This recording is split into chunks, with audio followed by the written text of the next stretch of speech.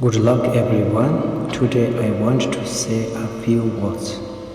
These days, some of Chinese hardline leaders continue to exploit their power. First of all, the Tibetan land and names are being forged to erase the history of Tibet.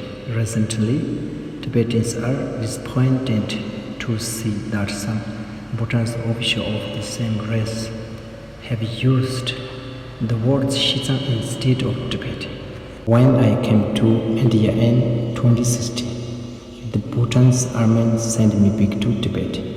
I feel that the people of Bhutan love us, even among the soldiers who sent us to Tibet.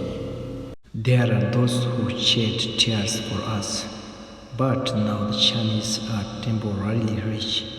And if the United States and European countries are to be careful with them, the poor countries will have to follow suit. To be honest, there are only Tibetans in the world who fight for the truth against the stupid Chinese leaders.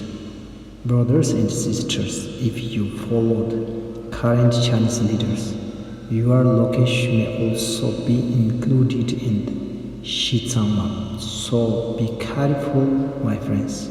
Thank you very much.